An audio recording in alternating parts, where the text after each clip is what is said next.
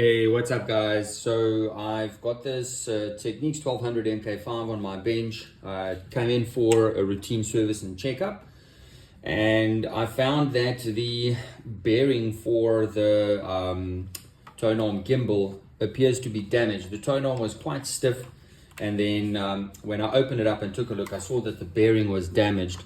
I pretty much quoted the client at that point, and that's why I put everything back together. But I thought to make this video just to show you guys everything that goes on with a damaged bearing. So I'm going to take this out from the top without desoldering any wires, just for a visual inspection. Number one thing, make sure that your anti-skate is set on 0, because there's a spring that pulls on a lever on the Tonearm underneath that you can't see. So if you're going to pull it out and your anti-skate is not set to 0, it's not ideal. All right, so as we flip this out gently, you can see, I just want to try and zoom in there a little bit. It's out of screen. I'll try and bring it up like that. You can see that there is a kink on the bearing. It is worn badly, so that hole in the middle is bigger, and it's basically down on your 6 o'clock. You'll see that it looks like there's like an indentation that's pushed in on the top rounding of the frame on that bearing. So that's definitely gone. That needs to be replaced, and in order to do that, we basically need to take the entire Tonearm out. So I wanted to take you guys through the process of exactly how this happens, just to give you a better idea. So this is like a foam pad that I use. It just makes things a little bit easier for me. What I'm going to do is I'm going to desolder the Tonearm wiring down here. That will allow me to basically pull the Tonearm out, and then what we're going to do is we are going to replace the bearing, and then once the bearing is replaced, we'll have everything reinstalled, and then I'll take you guys through the installation, the calibration, and everything else. So for now, I've just turned on the soldering iron. It's first thing in the morning, so I haven't done any of that yet. I'll wait for that to warm up, and then I'll take you guys through the next part of this job. Alrighty guys, so we are ready to rock and roll. I'm going to look at doing the desoldering now, and this audio cable actually needs to be replaced as well as the ground wire. When this turntable came in, it also came in for an audio issue, and I've tested it. It looks like there's a break in the cable, so we're going to snip these guys and we're going to replace them with something good. So they can go straight into file 13, and we can start to take off these older bits now.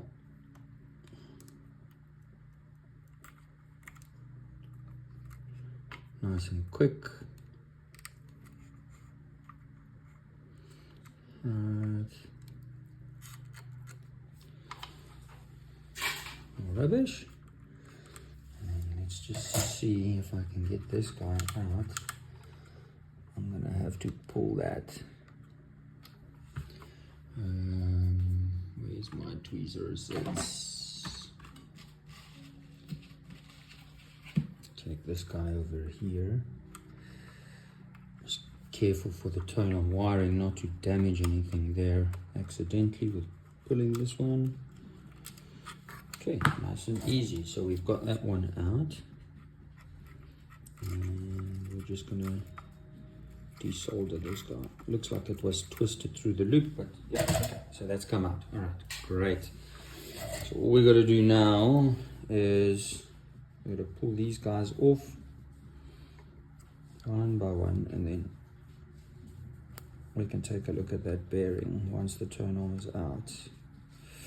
Right.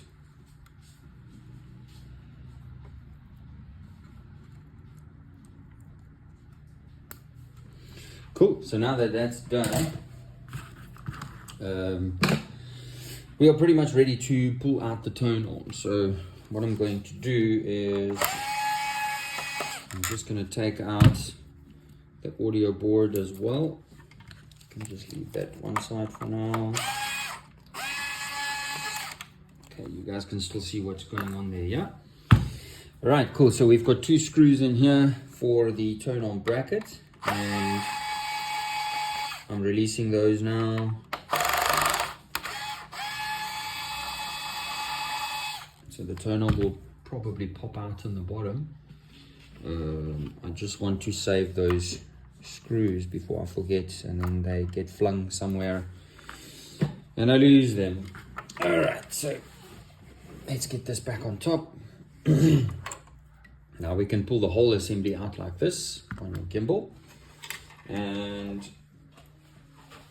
I just pop the turntable one side. Okay guys, so this is basically what we're looking at, and we'll see, we can just zoom in, so I'll just have to remember to work more or less here to stay in view. So let's do this. We're going to take this out now. Right, and we can see your bottom bearing is good, your top bearing is definitely damaged. My hands look like this because of isopropyl alcohol cleaning stuff, so it does dry out your skin. So we've got to pop this guy out here, and there is a bit of a trick to doing that. So what I'm going to do is I'm going to remove the tonearm completely from the gimbal. I'm just going to keep the screws one side, and there we go. Now we're able to work on this guy. All right, so I always go, and it's just a little twist. Just get that guy off. All right, cool. It's just that little bottom bar that gets taken out. So now that we've got this guy here, there's a pretty easy way to do this. I use a torque driver. I don't have anything that this turns with, although I never damage the end, but you can see there that that's a T6, right? And all I do is I use the hole in the bottom of the gimbal that goes through, and then I've got a large paintbrush here somewhere. Let me just get that. The reason why I'm using a paintbrush is because it's not going to apply too much force and damage something in the process, but you can see there it is over there, and if I'm going to turn this around, you can literally see it go flying. So that moves freely. There's no force there. All you're doing is you're popping this little bearing out from the bottom. Yeah, so there you can see nicely now that is quite damaged.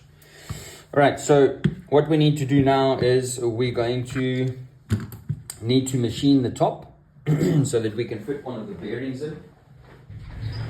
Let me get one from the spares bin.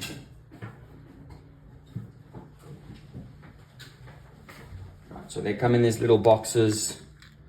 MR52ZZ. That's a really good code to work with. I've done so many of these, and I've had a 100% success rate on them and a 0% return rate. So they do come in like a little packet like that. You can just pull it out. All right, there it is. I'll just get that plastic off. Now, if you're going to take this and you put it there, you can see it stands higher. Okay, it's also loose. So what we do is we take a drill bit that's basically the same size as this little guy over here, and we drill into the top, and then this is going to be fitted into the top. And once that's fitted, then everything can be reassembled. All right, so I'm going to do this with a drill. I'm going to use a regular hand drill. Your best way to do this is through a drill press to make sure that when you are drilling from the top, your hole is 100% perpendicular, so that your bearing sits correctly. Your bearing isn't angled one way or another, which is going to cause tension on your gimbal when that's turning. So I've done hundreds of these, and I'm happy to do freehand drilling. I do not recommend this if you're not experienced with hand tools. I've got a demonstrated history working with hand tools all my life. So it's really simple for me to do that, but recommendation for you guys is to get a drill press. And basically what we're looking for, oh, this is not powered. Here we go. Okay, just so you can see there. The idea is to take out a small amount to create a bigger shaft down there for the bearing to fit in, so that the bearing is flush like what this old previous one was. Yeah. Okay, so there we go.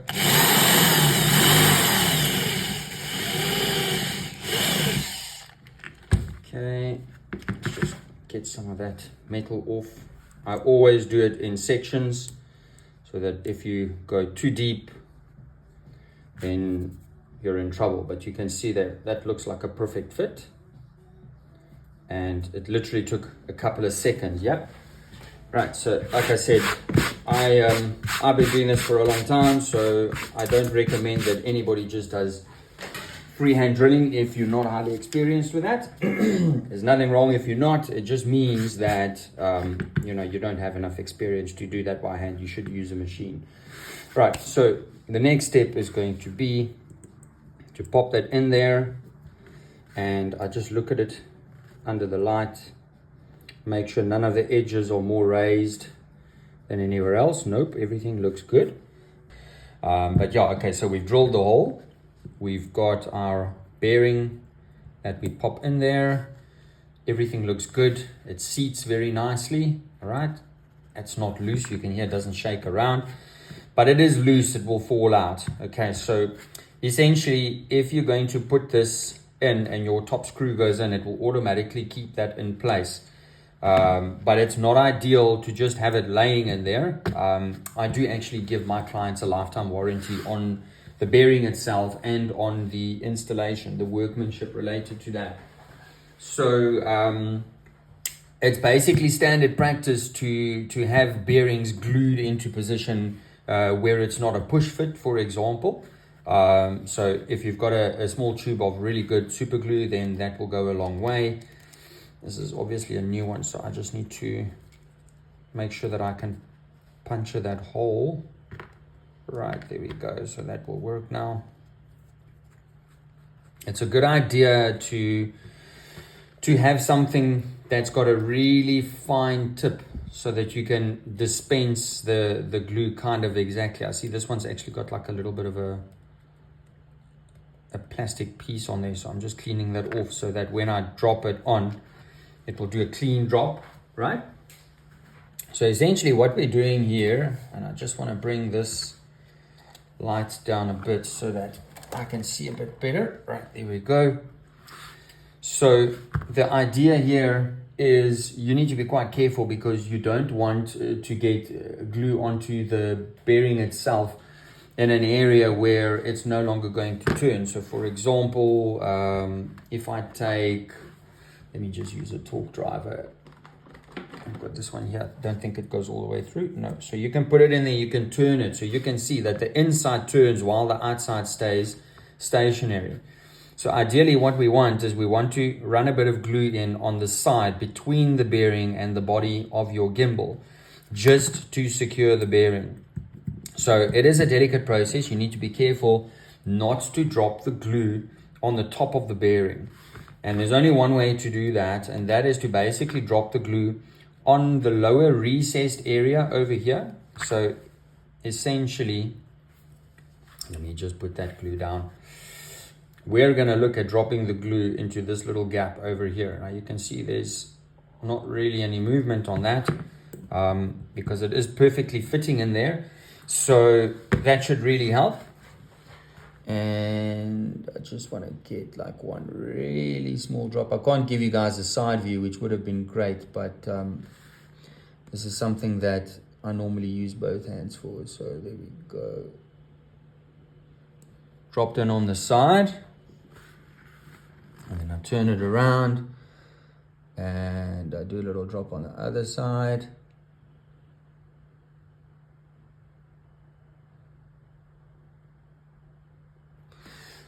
So what actually happens here is, like with a water drop, if you drop a water drop on something, it's gonna roll, it's gonna take the shape of whatever it goes into, and that's exactly what's happening here. So we don't put the drop immediately on the gap, okay? I actually put the drop, let me just use a sharper. I drop it on the side here, on the inner ridge. And then what happens is it automatically hits down, and as it goes down into that gap, you'll see it starts wrapping itself around the bearing.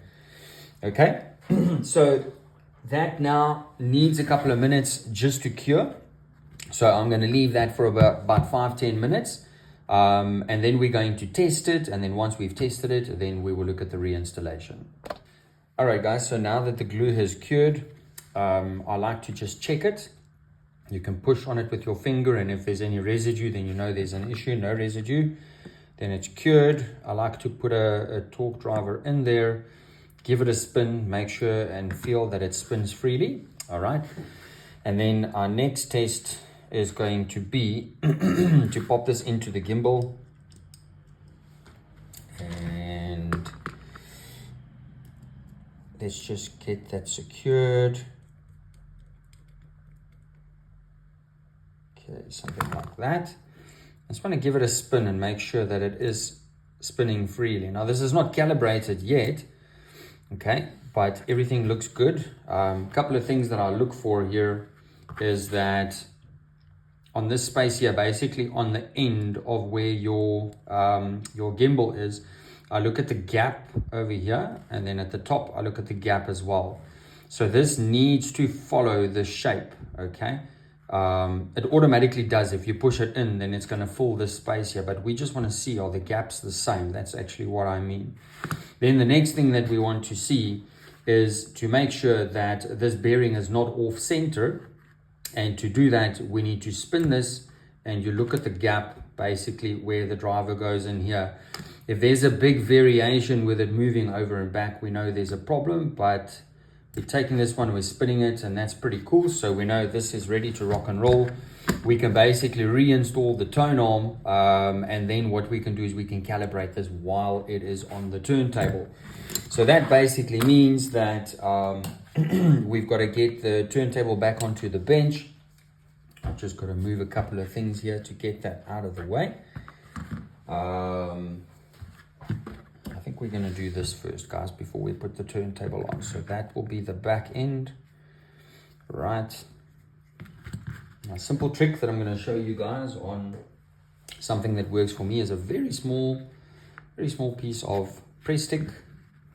And basically what we do is right on the end, I just roll it and press them all in there. It's basically just to keep everything together as if it is one cable. And the reason for that is because once we're going to start threading it through, we are going to need to be able to do that without the wires going all over the place. Pretty much whatever you see here, like that, so that's easy. Once it's through, we can just grab it there. I feed this back, get that pivot screw in, pull the cable, that's it. All right, and then we need to get this screw back on for here. Let's just line that up so that when your pivot screw goes in, you don't damage the housing of the bearing on the side here. Yeah, okay, so let's just get that in.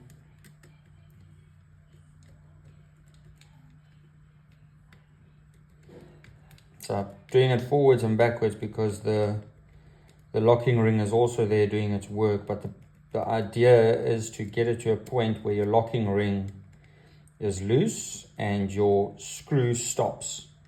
So you don't want to make it tighter than that.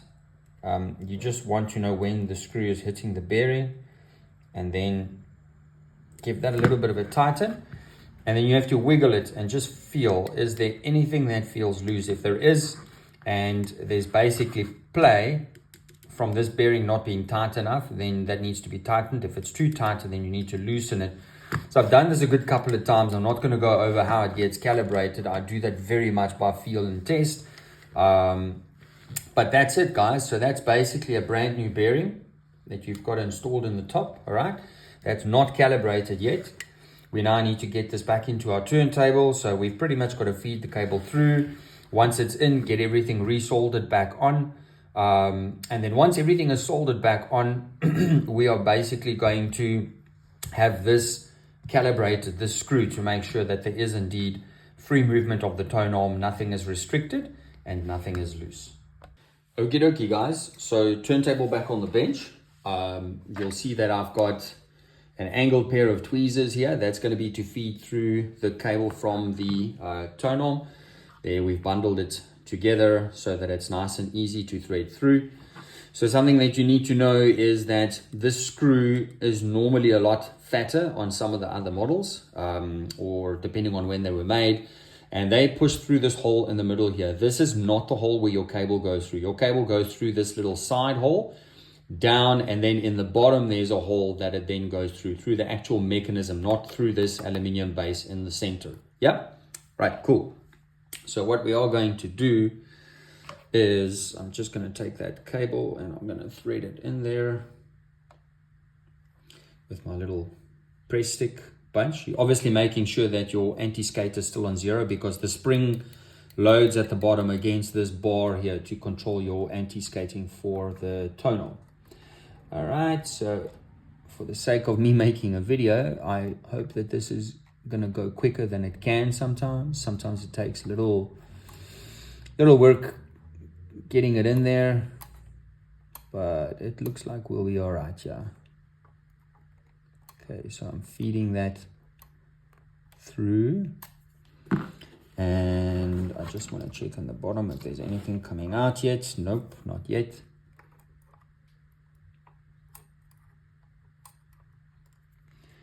We're still feeding through.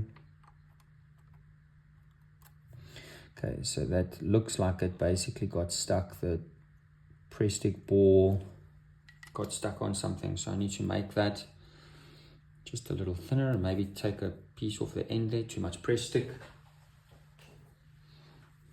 Okay, let's give that another go. Feed that in. Grab it.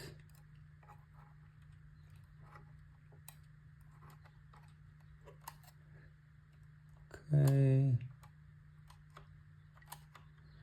and there we go. I can feel it's going all the way through now. Beautiful. So when you put your hand in the bottom, you should be able to feel it, and then just give it a little tug. If I can just grab it, there we go. All right, so don't forget now, this pin over here, where's my tweezers? That pin has to go into this hole on the back here.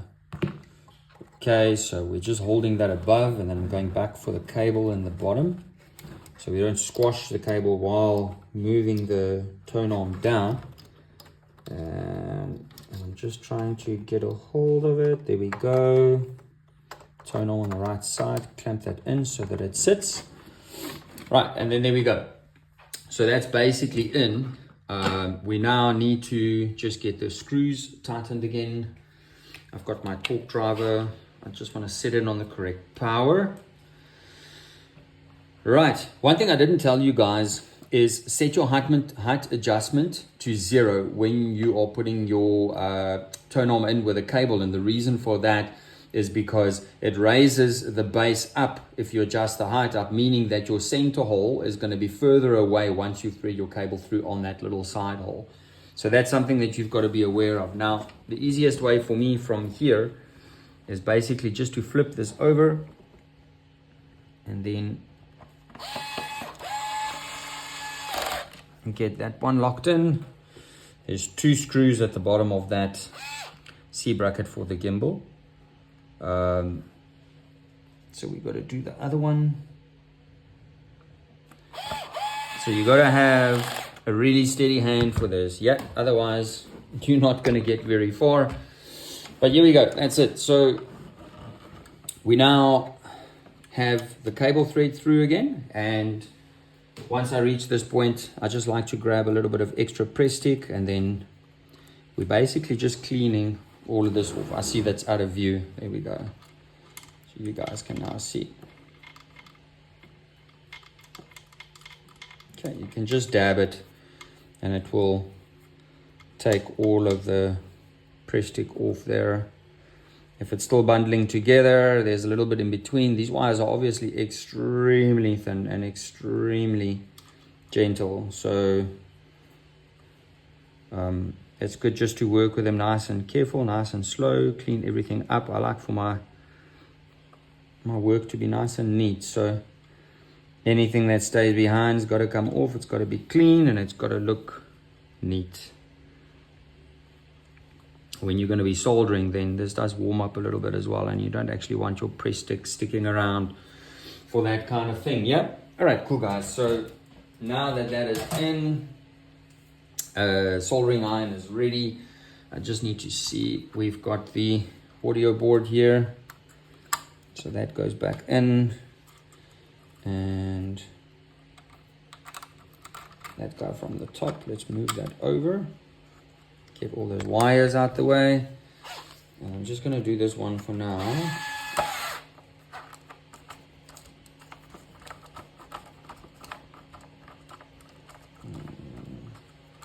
Seems a little bit tight going in there,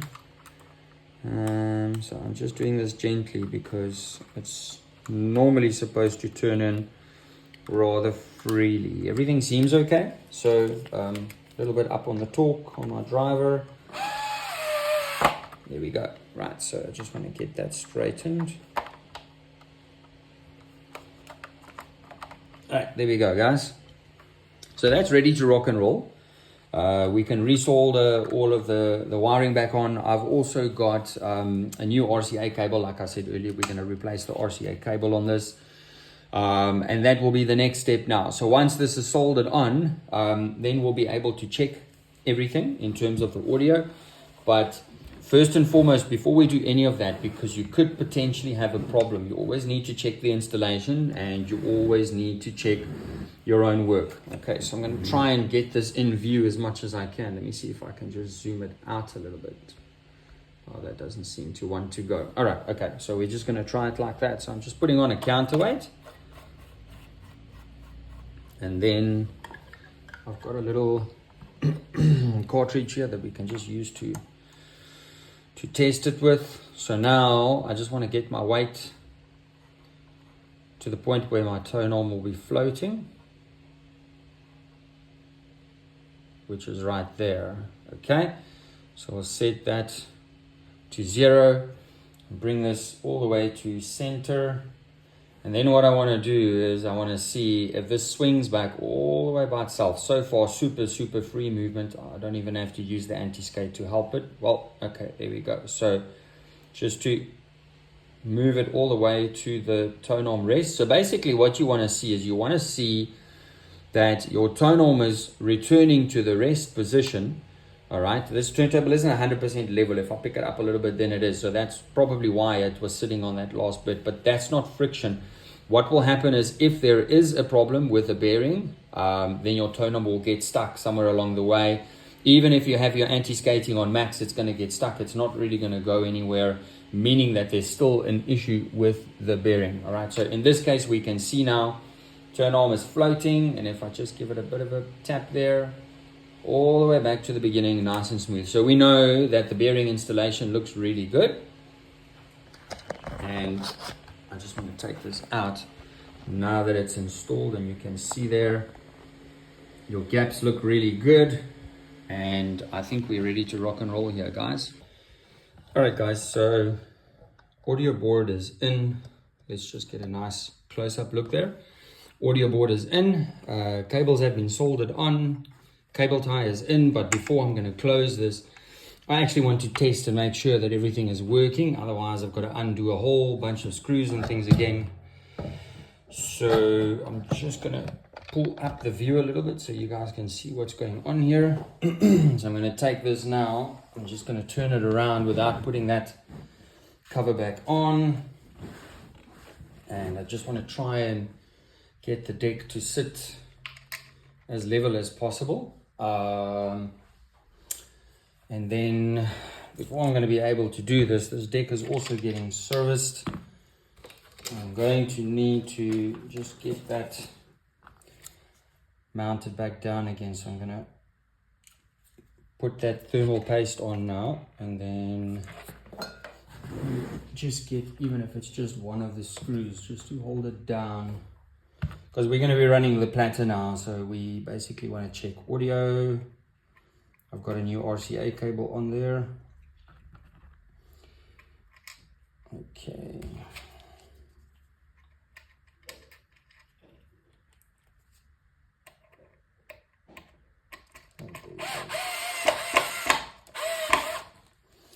Okay, so we're just going to leave that like that for now. I'll tighten it up later. Let's put the electrical cover on. I'm actually going to have to flip this over again because I've got the base with the plug here. The plug head is too big to fit back through the base. So I basically just put the base down on the side of the bench with the cable still through it while I work on the turntable. But we need the base on so that we can do what we need to do here. Okay, so just getting that cover back on. There we go. Okay. Target light is also out. You can't actually see that at the moment, but I'm going to do another video for how to grease the target light without it being a massive mission. All right, so we basically just want to test the tone arm in terms of audio and in terms of movement. So I'm going to go ahead now and connect it to the mixer. You can hear there's a bit of noise, and naturally when the ground gets connected, then most of that goes away. All right, you'll hear there's still a slight if I turn the volume up, but if I'm going to take a cartridge and pop it on here, listen.